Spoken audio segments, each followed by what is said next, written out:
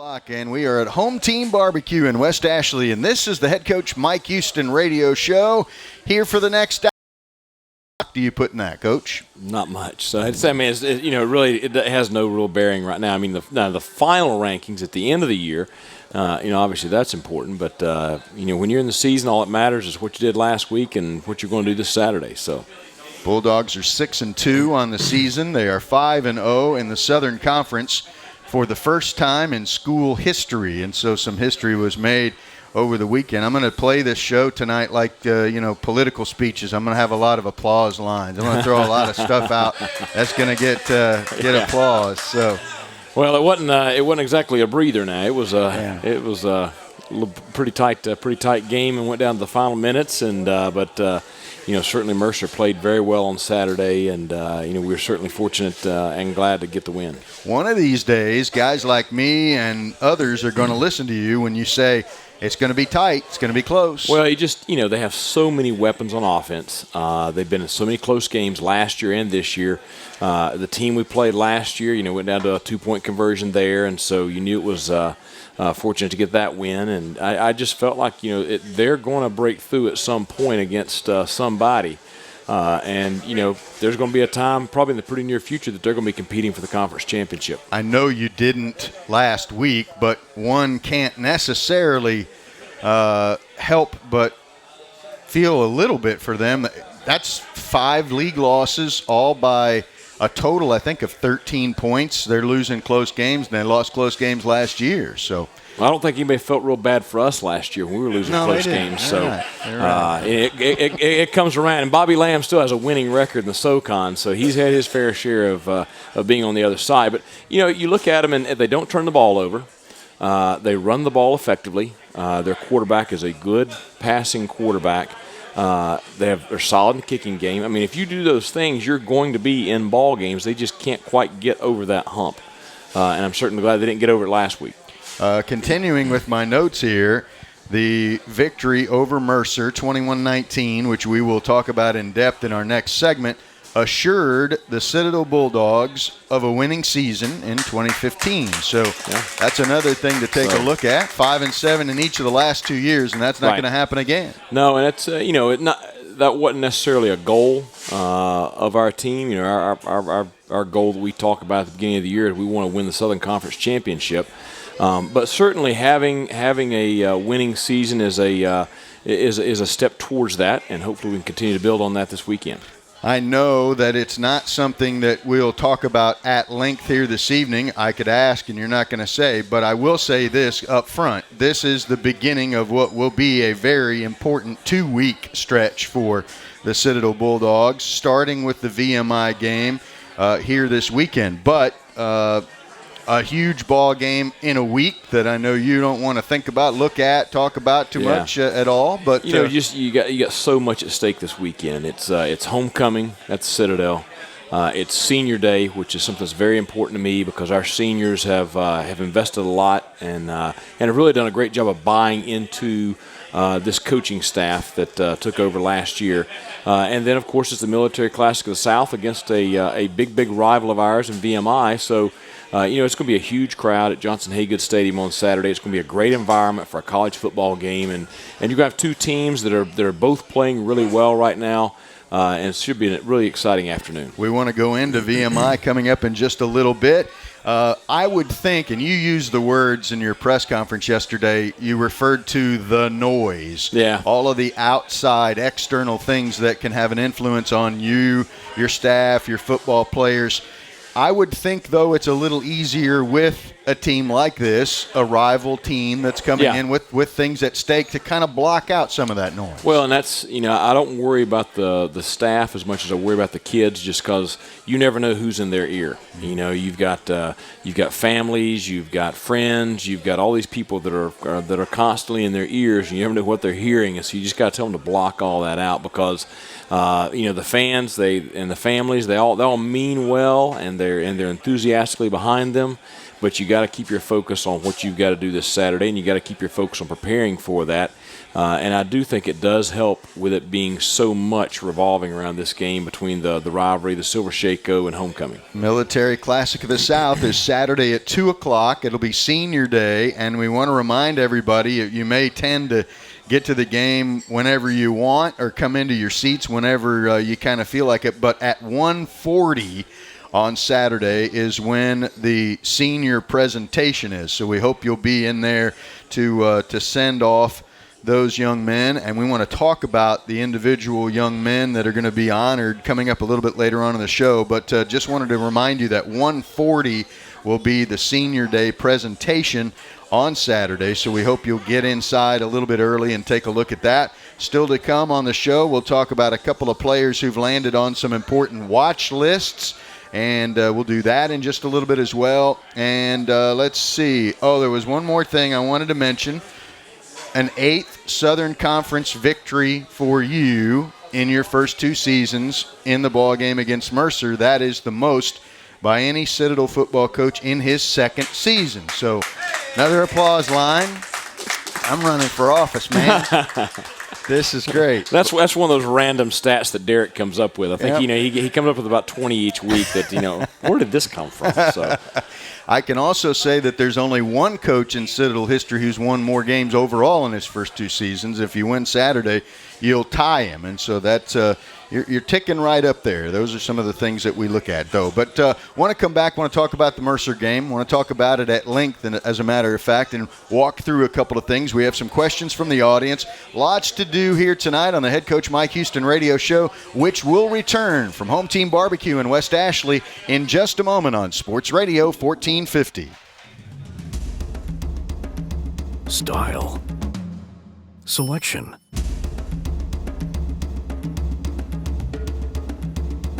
Service.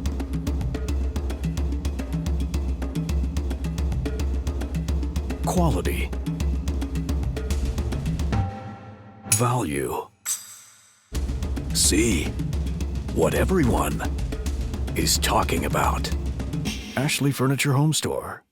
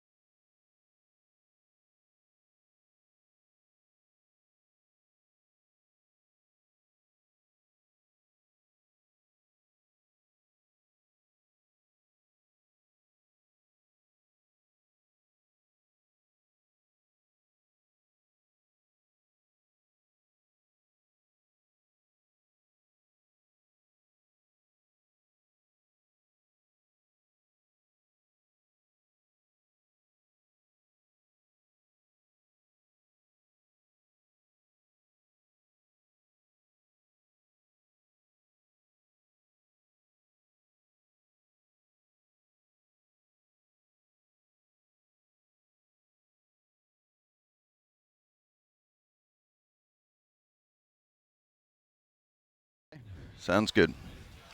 Ready.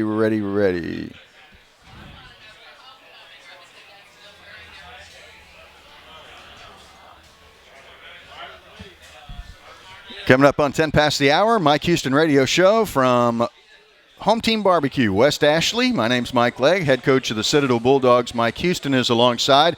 Before we get into talk of the Mercer game from the weekend, we also have another stat. I came up with it during the break. You also have set the record for most wings by a head coach in in season number 2. So yeah, well, so I started trying the wings the week of the Wofford game, and so we kind of stuck with it. So they don't even ask me what I'm ordering right now. So I get a dozen wings each week. Yep, it's all good, and they are good as well. They are very good. Mercer, the team that you played last this past Saturday in a game at Johnson Haygood Stadium.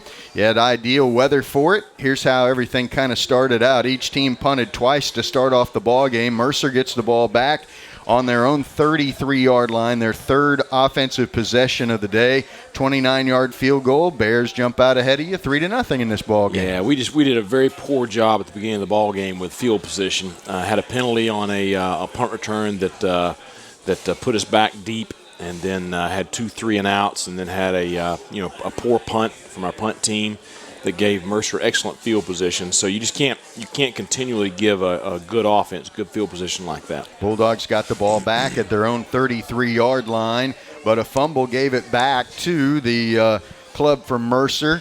The Bulldogs had done that's one of the areas you've had drastic improvement this year, just one of those circumstances. This time it popped out. Everything we've been doing good, we did bad in the first quarter. So we had two big penalties that gave Mercer the field position advantage right there. Had the turnover that gave them great field position again, and got us in the whole 10-0. And really, you're at that point you're trying to just get some momentum back.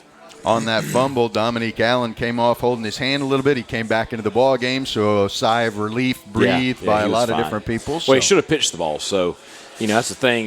We always joke around. Usually when a player makes a poor decision like that, they end up getting lit up or something like that. So I told him he got what he deserved. So.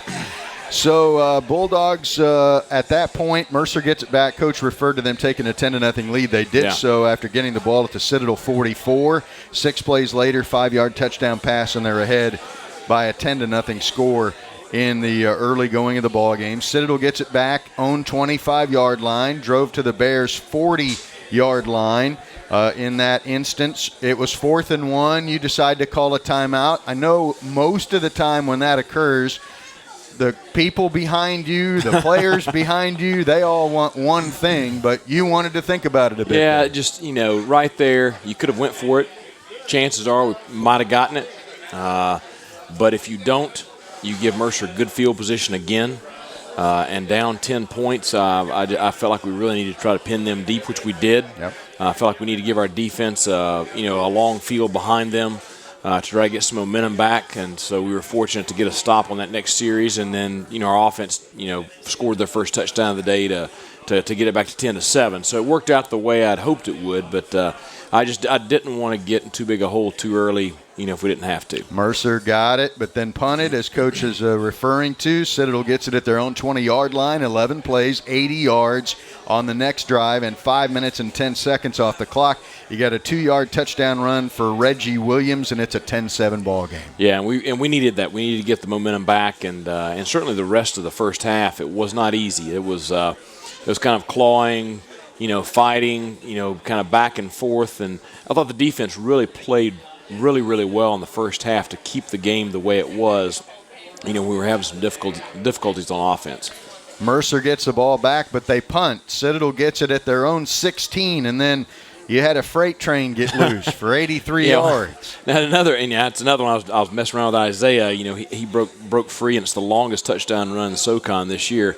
And I asked him, I said, how does somebody so slow not get caught on a run that long? So, but now we joke a lot because he's 235 almost pounds, so he's a big kid. But really now when he gets going, he is quite quick for a big guy. So you had a 47-second drive, not all on that one play, not all, but in any event, an 83-yard TD from Isaiah Smith, and the Bulldogs go up 14-10. As it would turn out, you would not trail again in the ball game, but at this point, obviously, you don't know that. Citadel has the football to start the third quarter. You come out of halftime with a lead, little momentum, and you get the ball.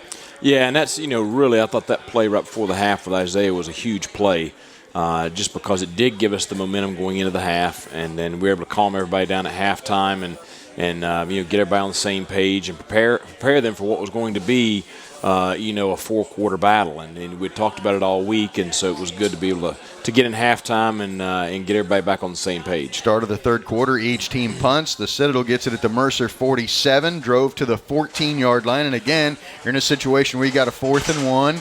You decide to call timeout in that situation, go for the field goal. How close were you to going for it in that instance? Well, we were going to go for it, and we had a false start there with that's right. With our offense, and so it ended up being a 4th and 6, and so we wanted to try to take the 3 points, and unfortunately we had a little bit of a fumble exchange there on the field goal team. Weren't able to get the kickoff, and ended up having to fire call it, and almost made the play, but ended up not getting any points out of that, which is frustrating after such a good drive. But that's kind of the way the day went for us. I thought we drove the ball decently, especially in the second half on offense, but we're not converting the way we have been all year. Score remains 14-10. The Citadel still in the lead. Mercer gets the ball, has to punt. Bulldogs do the same. Mercer gets it at their own 47. 8 plays, 48 yards and 2-12. They get a 22-yard field goal, and all of a sudden you're in a 1-point ball game. Yeah, and that was a big stop, forcing them to kick the field goal instead of giving up the touchdown there to keep the lead at 14-13. And you felt like if we just keep on playing good defense and giving our offense chances that we were going to break through again there in the second half, which we did. Dogs had a turnover, but Mercer didn't do anything with it. They had to punt after getting a Bulldog turnover at the Mercer 22. Then the Dogs get it back at the Mercer 38. 7 plays later, a touchdown of 3 yards for Dominique Allen, and you're up 21-13. Yeah, which was big, to be able to get that breathing room, and but immediately, I'm telling the guys in the headset, all right, we got to get ready for a 2-point play if they score again. So we began right there, preparing for what was going to happen, if Mercer was able to convert later on in the game. And Mercer did do so. They got it at their own 25, 11 plays, 75 yards, and 437. They got a touchdown for Alex Lakes, and it's a 2-point ball game. And here comes that 2-point try. They're going to do it. They need to tie up the ball game. So tell us how that all played out. Yeah, you had the call there. They took their time, called a timeout, had a look at what we were going to do. We changed our call. Came back out, and fortunately we were able to get a little bit of pressure in John Russ's face. Tevin got him flushed out of the pocket, and then Kylie Williams got some late pressure, forcing a throw right there. We had really good coverage, in the corner of the end zone, and so just forced the ball out of bounds and kept the lead by 2, which was huge. And so then it turns into a clock game, because they're out of timeouts. And so you got your little kill the clock sheet, and so exactly where you got to get to. So we needed a first down. If we get a first down that next drive, the game's over because we can kill the clock. And I thought our offense did a great job of converting that and getting the first down that we needed. And so then you get to get the victory formation, which is a coach's favorite formation in the game of football. And 21-19 is your final score, and you knock off the Mercer Bears. Tell me about some of what you thought were highlights of the football game. I think the way we played defensively against their offense was probably the big highlight. We've been improving on that side of the ball. We're drastically improved over last year, but you knew you were going to get tested. I think Mercer had not had a game where they had less than 400 yards of total offense the entire year. We held them to under 300. So I just thought it was a really outstanding performance by those guys, and on a day when we needed it. And I thought that the other big positive was things were not going our way. We had a lot of adversity, and we had some tough sledding over there on the offensive side of the ball. But the kids stuck together. There was not a panic. There was not a bunch of finger pointing or anything like that. They handled themselves well. They kept believing in each other, and they kept fighting and clawing, and they found a way to win a very tough football game where they did not play their best. And I think that's key when you're trying to do what we're trying to do this year. Goals still ahead of the Citadel Bulldogs, and they have another victory in their pocket, a 21-19 victory over the Mercer Bears, a team that has had some very close ball games this year. They had another one, and they will play the Chattanooga Mocs this week. For the Citadel Bulldogs, it's on to the VMI Cadets for the Military Classic of the South. We'll talk about that and much, much more when Coach and I return. We're at Home Team Barbecue in West Ashley. This is the Head Coach Mike Houston Show on Sports Radio 1450.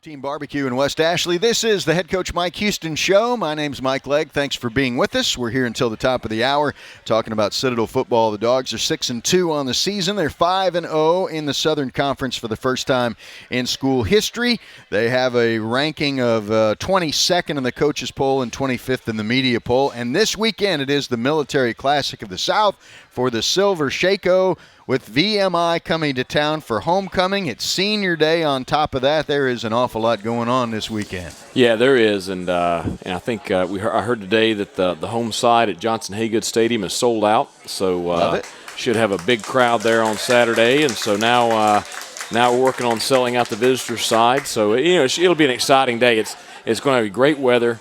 The temperature is going to be up in the 80s, so, should be just the perfect afternoon for football. Let's get into senior day just a little bit here. And again, that ceremony will be at 1:40 on Saturday. So try to get to your seats so you can send these guys off. But you've got a list of 20 cadet athletes being recognized on Saturday for senior day. That's a big class. Yeah, it is. And, a lot of these guys, the fans know. Some of them they don't. Every one of them has an important role with our team and with our football program, and every one of them will be a great graduate of the Citadel and represent the institution very well. With each class, I would assume senior day, the longer you're here, gets harder and harder, right? Yeah, it does, because this group, I've been with them for a year and a half now, so 2 seasons. And then, by the time you get to, your 5th year, you've been with a lot of those guys the entire 5 years. And you build pretty strong relationships and bonds. And so it does become difficult. I got to look at the list here. Again, there are some folks that you will get a look at. I'll run through some of the guys that that you will know. We'll talk about a few of the guys that you may not know. Dane Anderson, for example, is your holder, one of the quarterbacks. Mariel Cooper is new, but yet an integral part of the ball club, starting at one of the corners. Brandon Eakins, one of your wide receivers. Sam Fry, a fixture on the offensive line. Alex Glover, a wide receiver. Mitchell Jeter on the defensive line. Mike Mabry, one of your starting offensive linemen. Vinny Miller, starting A-back for you. You've got James Riley, a starting linebacker. Mark Thomas, Nick Willis, both of those guys playing large roles on your defense. So those are some of the names that people know and hear a lot of the different times. Yeah, and it's an outstanding group right there, and certainly a group that I wish they weren't graduating, but that's inevitable, and we wish them all the best moving on in their career. And then the other guys that are listed on there, those guys play just as important of a role during the week as those guys do on game day. And you look at them, J.J. Baldwin, Caleb Bennett, Charles Clark, Greg DeCoco, Emmett Howell, Austin Jordan, Taylor Journey, Craig Miller, Hunter Morris. A lot of those guys play on special teams. A lot of them are leaders on our scout teams. And, in fact, there's an article in the game program this week about J.J., Greg, Emmett, and Caleb. And the role that they play during the week preparing our team for game day. And those guys really are leaders during the week, and we would not be where we are without those guys. So this whole group is very important to our program. 20 different names in a ceremony recognition that will take place at 1:40. So that's a large group that you'll have there. Kind of talk a little bit about what the fans will see on the field when this is going on at 1:40. Well, it's something that's not necessarily specific to the Citadel, but something that I've done with my senior classes every year, dating all the way back to high school. And it's just, we'll have their parents out there, we'll have the player out there, and we recognize the parents. They're responsible for getting them to this point in their life, and the player for their contributions to the Citadel. And it gives me a chance to thank their parents for sending them here and allowing them to be a part of our program, and it gives a chance for the fans to pay gratitude to the players. And I don't necessarily love it being on homecoming because there's so many other things around homecoming, but it's just the way the schedule worked this year. So that is at 1:40 on Saturday, the Senior Day recognition for the 20 young men that we have rattled off their names for. On to the game just a little bit. More about that coming up in a little bit. The Silver Shako has been in Charleston for so long that the cleaning crew is used to dusting it. I mean, it's been in the same place there for a while. You've had that thing for quite a while. Well, I just hope we can keep it for one more year. So it's it was a great experience last year being able to compete in this game for the first time for me. And it's going to be a very, very tough game Saturday. VMI is much improved over last year and over the past several years. Scott Wackenheim has done a great job with this roster, and they are very, very explosive on offense. They have the top passing quarterback in the SoCon and one of the top quarterbacks in FCS football. Last year's ball game, Citadel won 45-25 in Lexington in a game they never trailed. It was 14-0 after one, 24-13 at the half. It was 45-19 after three. The Citadel racked up 397 rushing yards. You got 134 from Isaiah Smith with a touchdown. Jake Stenson had 120 yards and a touchdown. Al Cobb threw for 396 and a couple of TDs. And his top receiver, who's his top...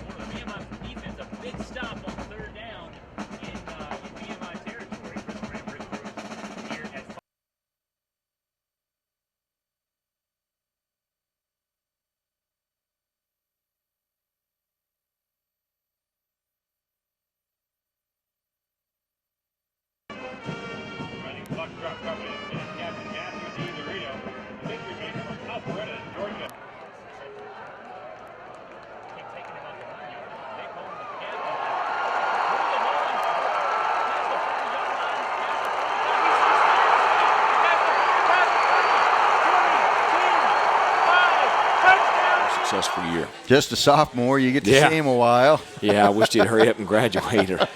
maybe transfer somewhere. Al Cobb is number 8, and he is the quarterback for them. He started every game of his freshman year. He's started every game so far. VMI so far, a loss at Ball State that Coach mentioned. They played at home against Morehead State, won the ball game by 3, lost at Richmond, lost at Furman, though it was close, 24-21. Bucknell beat them in overtime in Lexington. Samford beat them in Lexington. They lost to Chattanooga by 6. Won at Mercer 28-21, and then lost to Wofford 41-20 in their ball game a week ago. Mercer, common opponent that you had, they played them the week before you did, and that was another one of those close ball games, 28-21. Yeah, they got up 21-0 to start the game and led 28-7 at one point. Mercer came back and just couldn't pull it off. So a great win for VMI there. And I'll tell you, the Chattanooga game, Cobb throws a pick 6 in the fourth quarter, which was the difference in that game. A game where they really played well against Chat. Now, I'll ask you this question. It's a tough one in terms of what you'll say in an evaluation of it. In last week's ball game, coming in, John Russ, the quarterback at Mercer, had 12 TDs, no interceptions. Right. This time, Cobb has 14 TDs, but he has thrown 18 interceptions so far this year. How have those come? 9 games, that's an average of a couple a week. Well, he's had some that were just flat poor throws. He's had a lot of tip passes. Some drop balls that go through a receiver's hand and end up in a pick.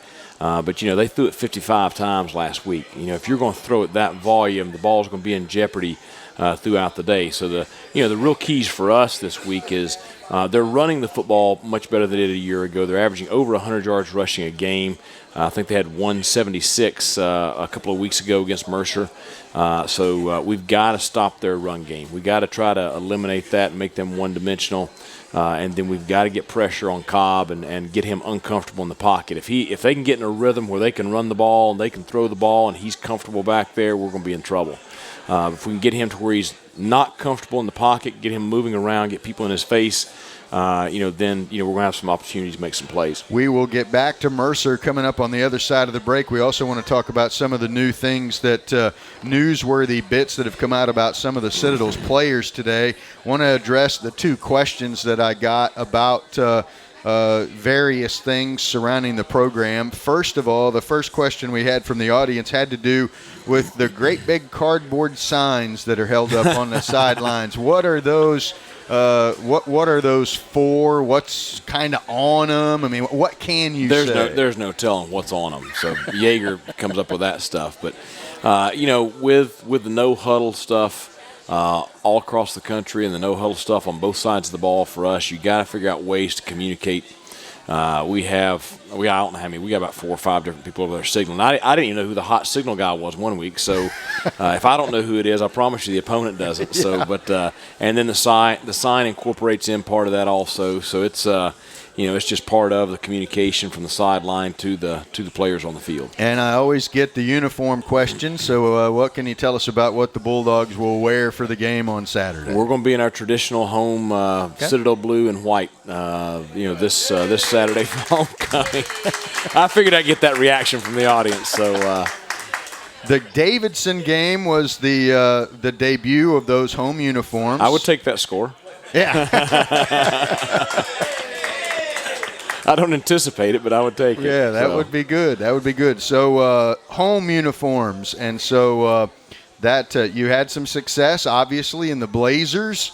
But I certainly understand that they're probably. Yeah, it's just homecoming is it's a big deal everywhere, but I think it's an especially big deal at Citadel just with the bond that there is developed between the classes that graduate, and there's so many of the reunions that are taking place this year on Saturday, and so you're going to have a lot of people coming back and seeing friends that they were here with. years ago, and that's just the traditional look of the Citadel Bulldogs, and we felt it was very appropriate to wear that uniform this Saturday. Sounds good. Sounds good. We'll come back with more in just a couple of moments. Want to talk about some honors that have been bestowed on some Citadel Bulldogs. Those sorts of things are starting to kind of rack up a little bit. We'll get into that when we come back in a moment. We're at Home Team Barbecue in West Ashley, and this is the Coach Mike Houston Show on Sports Radio 1450. There's more for you at Substation 2. Since 1975, Substation 2 has been serving sliced-to-order, freshly made subs on our specialty New York-style bread, piled high with the finest meats and freshest produce.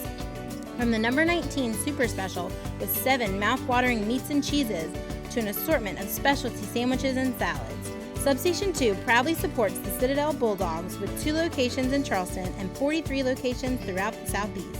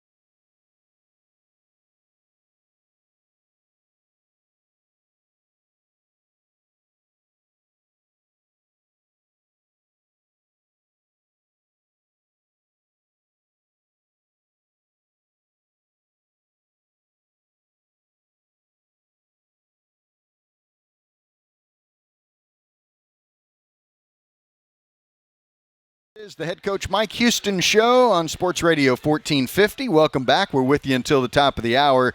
And coming up on Saturday, the Citadel Bulldogs, ranked 22nd in the country, will take on VMI in the Military Classic of the South for the Silver Shako. It will be homecoming between the two ball clubs. This is the 71st meeting between the Citadel and VMI. The series dates back to 1920. The Bulldogs lead the all-time series 38-30-2 and have won 8 straight. In Charleston, the Dogs are 23-10. That's pretty even, though, 38-30-2. A definition of a rivalry to me is when you and your opponent kind of, no one has a decided advantage in wins and losses against one another. No, and, there was a period of time, if you look back at it, there was a period of time where VMI dominated the series. So it's been one that's had, streaks by both schools. So, it dates back, well beyond me. So, a lot of tradition there. Let's talk about a couple of things that were released today about some of your individual players. You placed a couple of players today on the CFPA, which is the College Football Performance Award watch lists. You had DB D. Delaney on the DB Award watch list, and senior defensive lineman Mitchell Jeter is included on the defensive end / defensive tackle award watch list. This just means that these are among the best players in their position across the country, and the College Football Performance Awards folks are taking note. Well, and, awards like that really are married to winning, because you didn't see anybody nominated for any awards last year. And it's the way it is. I mean, we were lucky to get one player on the all-conference team last year on the first team. When your team has success, you get postseason awards for the individual players. If your team does not have success, you typically don't. I would say you're probably going to see a lot of this if we can continue winning. Another one was Eric Goins, your kicker. has landed on the Fred Mitchell Award watch list, one of 32 kickers in various divisions. And the Fred Mitchell Award presented annually to the nation's top collegiate kicker among FCS D2, D3, NAIA, and NJCAA junior college, named for Fred Mitchell, the record-setting kicker, Wittenberg University Athletic Hall of Famer, author, philanthropist, and Chicago Tribune sports columnist. And so Eric Goins lands on that one, and man, when you got a good kicker, you got a weapon out there. Yeah, he's had a really good year and much improved over last year, and a lot more leg strength, which everybody's seen on the kickoffs, but doing a really good job for us. So those things came out today. Good news for the Citadel Bulldogs in those regards, and so some things to look at. Back to VMI just a little bit here. You referred to their head coach. He's brand new, first-year head coach, Scott Wachenheim. Yeah. His team is 2-7. Wachenheim spent some time in the pros. He coached for the Redskins. Right. Spent some time at Virginia on the offensive line as far as an O-line coach. I think 5 seasons there. Right. So how much do you know about him? How much do you know him? Well, I met him several years ago. He played for Ken Hatfield at the Air Force Academy, and of course, Coach Hatfield's defensive coordinator, Fred Goldsmith, was the one that got me into college coaching, and I know Coach Hatfield. I know a lot of the guys on that staff, and met Scott through that relationship there several years ago when he was with the Redskins, and and he's done a great job this first year, and of course we've met at the conference meetings and stuff, and him being at the other military school in the league, we've kind of shared some stories and things, but he's done a real good job of bringing a fire and an intensity that I don't think that they had last year, and improving the play on in all 3 phases. You would think that a guy who came from the O-line is going to be a little more O-focused, and that's where the strengths are, really, when you take over that particular program. I know that he is still looking to improve on the defensive side of the football. But they are improved over last year, and I think they've got one of the top defensive linemen in the conference, and Joe Nelson, and then their 2 inside linebackers make a ton of plays. So they're really strong up the middle. Alan Kratzenberg is one that comes to mind for me. He's number 46. Yep. I think he's had 3 games this year where he's made 15 or more tackles in that particular game. Right, and then Ryan Francis, number 44, is the other. And they're just always around the football. So VMI is the opponent for Saturday. I did get one more question from the audience during the break that I'll bring up here, and that was had to do with recruiting. Obviously, that's an ongoing thing. A lot of people, the old adage is if recruiting's like shaving. You got to do it every day or you look bad. And so tell us what you can say about youngsters you've had in during games, commits, anything that you can say about recruiting. I basically can't say anything right now. So until they sign a national letter of intent in February, we can't comment on recruits. But we have large groups in each weekend. We're expecting between 50 and 75 this weekend, and in fact, our coaches are back on the phones right now in Insignias Hall. As soon as I finish up here, I'll go back and get on the phone with some select guys tonight. And recruiting is it's a full-time deal, and it's in full throttle mode right now. So, Urban Meyer said last year after winning the title, he was, I think he said, texting recruits in the lot after the game. Now I'm talking about, that's probably serious. not texting, because I'm pretty sure it's a violation. So, but he was communicating with them. Some so. form of. He was probably direct messaging, which you can do. Yeah, that's allowed. And so, he may not. Yeah. It's hard to tell the difference. Sometimes there's so many different things. But I know. In any event, do you have any odd stories about recruiting, and this sparked me to reach out to this particular young man, or is it all just kind of normal stuff? I don't know. You find them from everywhere. I get, our alums are always trying to be very helpful with recruiting. So, and suggesting different players and evaluating some of our recruits. I've taken a couple of shots tonight from some of our alums about some of our recruits. But it's. Really, you try to find, and I believe this, and it's especially at the Citadel, you have to find players that fit your institution. Not every good football player out there is suited to be a Citadel Bulldog. You got to find guys that fit our philosophy, that fit us academically, and that fit us culturally. And so we really try to do a lot of background work, on each recruit. We are a little slow to offer because I do think that representing an institution like ours, your word is very important. You've got to have some integrity with when you offer somebody, and so I don't feel like you can go and pull an offer.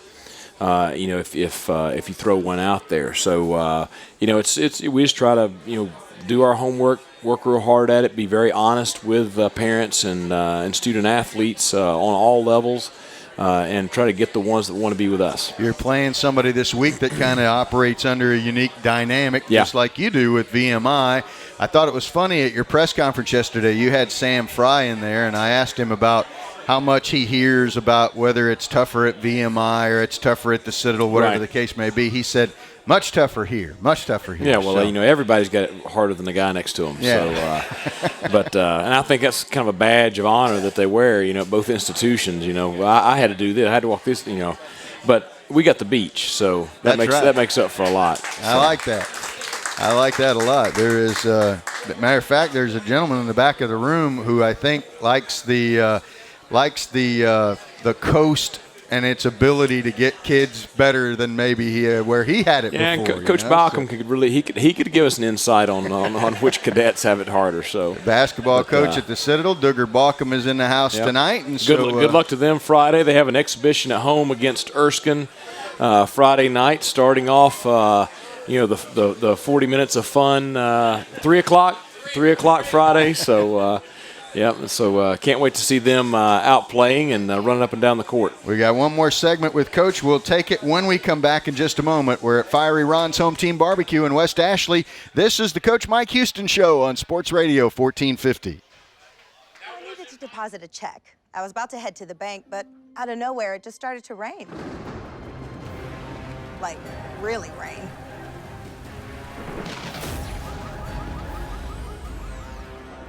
I did not want to go out.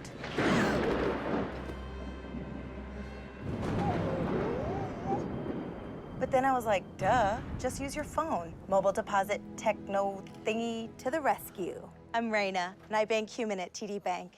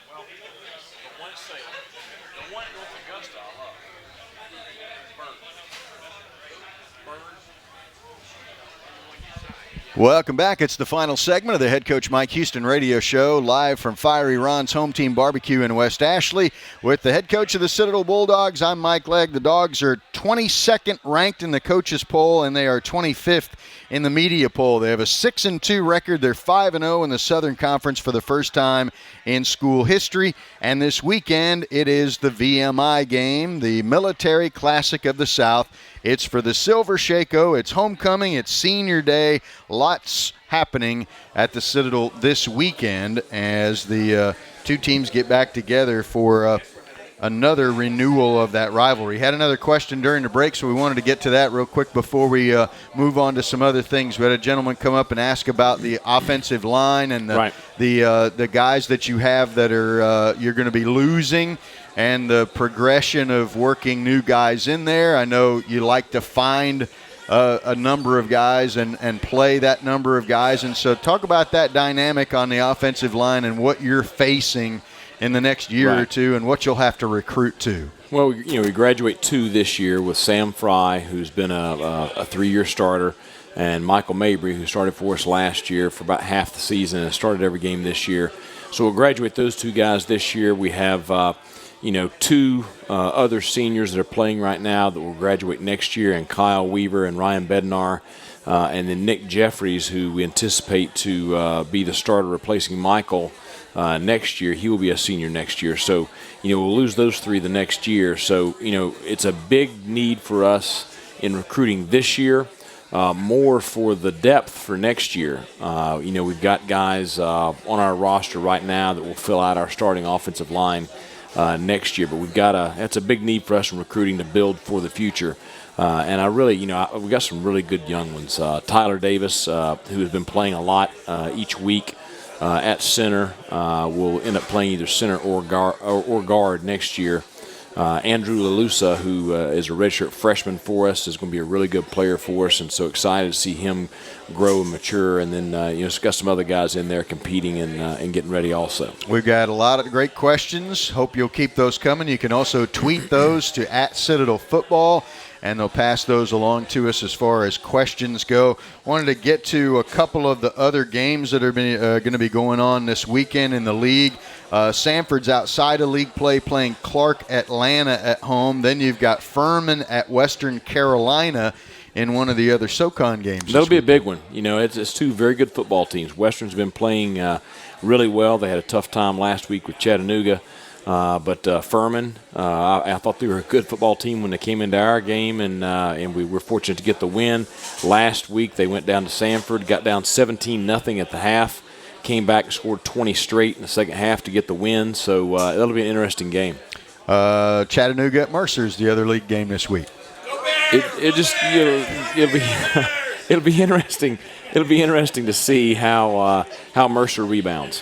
I wonder who people tend to be cheering for in that particular game. So they'll have a hard time. Chattanooga is very talented. Gotcha. Very talented. Last week's ball games: Wofford beat VMI 41-20. Chattanooga over Western Carolina 41-13. The Citadel over Mercer 21-19. Furman over Sanford 20-17. That game came down to a last-second play for Furman to get the win there. So, atop the league standings, Chattanooga and the Citadel, not necessarily in that order. Then you got Western Carolina 2 games back. Furman is 2.5 games back. Then Wofford, Sanford, VMI, Mercer in the league standings going into this week's ball games. And so a big game coming up for the Citadel Bulldogs at home for the Silver Shako.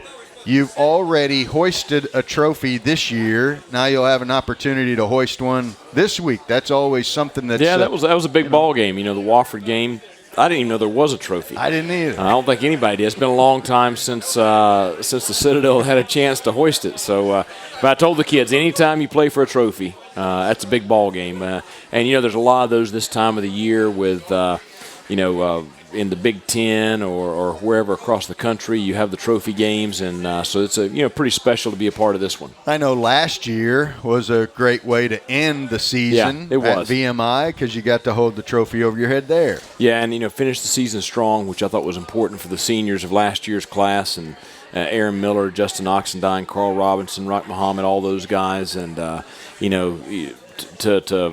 be able to keep it for one more year was something special also. But got a new year and a new game this Saturday. The Silver Shako has been in Charleston since 2003. The trophy was first handed out in 1976. That was the same year that the rivalry became known as the Military Classic of the South. VMI's 2-7. They're 1-4. Their win was at Mercer a couple of weeks ago, 28-21. We told you about some of those scores a little earlier on. Scott Wachenheim, brand new head coach, played at Air Force. He's an 84 graduate there, served as an assistant at Utah State, Rice, Liberty with the Washington Redskins, and Virginia. And so he is the new guy at VMI taking over that program, and that's what's next for the Citadel Bulldogs this weekend. We've been through an awful lot of things with regards to it. You talked about the defense, talked about the offense and kind of what makes it go. Special teams-wise for this VMI club, how are they? Very aggressive.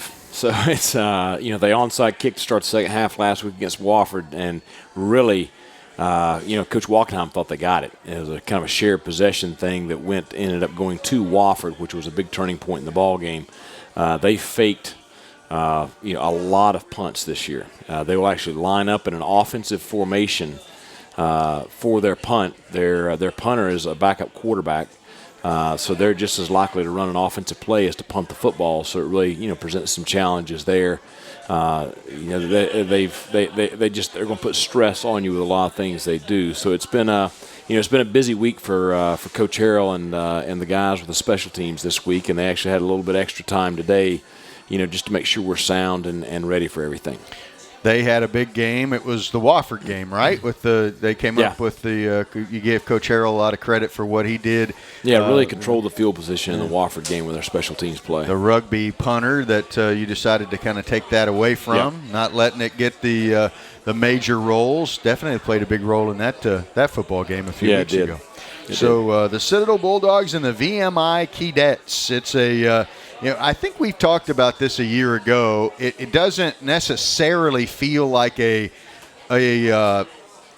bitter rivalry. It's kind of it's almost like the schools are so similar that they're different. I mean, it's a little different kind of a rivalry, wouldn't you say? Yeah, it's a little different than the Furman rivalry. I mean, I think there's just pure hate between Furman and Citadel, but or at least the alums. Yeah. I think there's a lot of respect between the two institutions because of what each stands for, and because of the tradition that both of them have, and of course you have a lot of very successful alumni from both institutions, and so I think it's just a different kind of rivalry. That does not mean that I told you, to the players it feels like a more fierce rivalry than it does with the alumni. I think just because you're as a player you're there out on the field competing. So. But I think just the respect that both institutions have for each other is the real differentiation between the alumni. You had, with Senior Day coming up this week, you got 20 guys that'll be honored, recognized at 1:40, 20 minutes before the game.